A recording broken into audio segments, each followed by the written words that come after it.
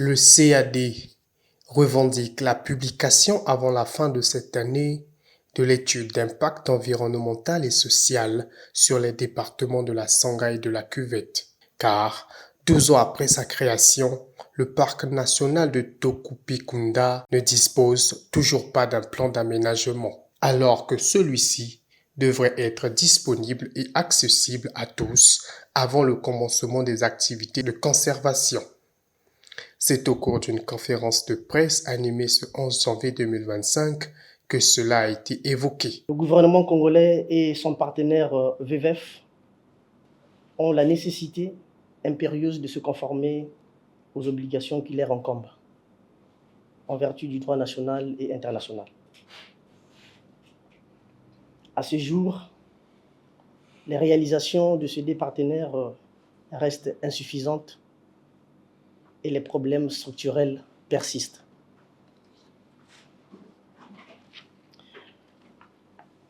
En effet, 12 ans après sa création,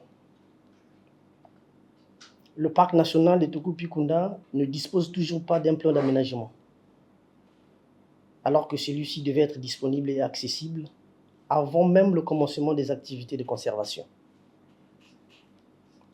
J'ai ici le décret portant création de ce parc national. L'article 7 de ce décret dit ceci: l'ensemble des activités à mener dans le parc est précédé de l'élaboration d'un plan d'aménagement. L'ensemble des activités à mener dans le parc est précédé de l'élaboration d'un plan d'aménagement. 12 ans après, il n'y a toujours pas de plan d'aménagement. Et donc le gouvernement et VVF continuent donc d'opérer en toute illégalité, au détriment des communautés locales et autochtones. Les gestionnaires du parc national Tokupikunda ont émis des restrictions de navigation sur la rivière et depuis, plusieurs incidents ont été enregistrés par l'absence des pirogues motorisées dans les campements.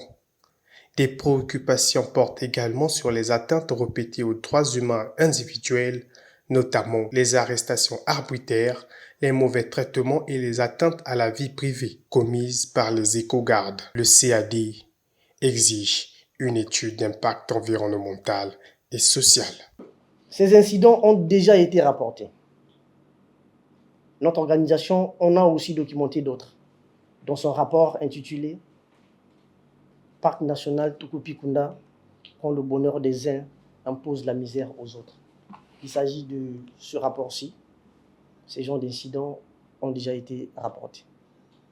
Et dans ce rapport, nous attirons déjà l'attention des gestionnaires de ce parc pour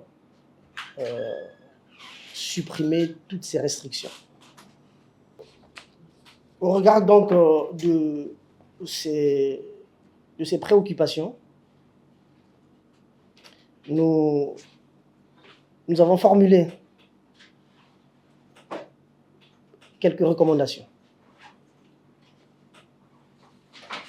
Au gouvernement congolais et à VVF, nous demandons la publication avant la fin de l'année 2025 de l'étude d'impact environnemental et social et de se doter de la même période d'un plan d'aménagement de qualité qui consacre la reconnaissance des terres et des ressources communautaires, un accès équitable aux ressources et l'instauration d'un modèle de gestion participative.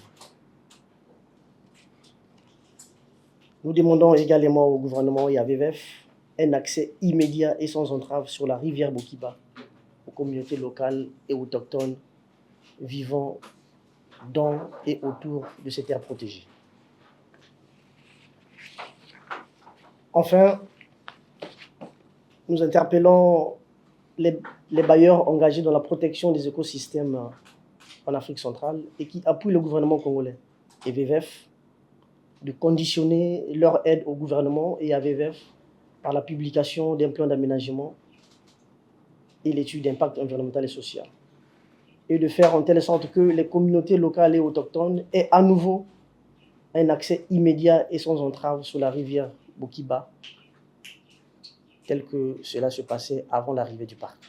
Le CAD rappelle au gouvernement et son partenaire la nécessité impérieuse de se conformer aux obligations qui leur incombent en vertu du droit national et international.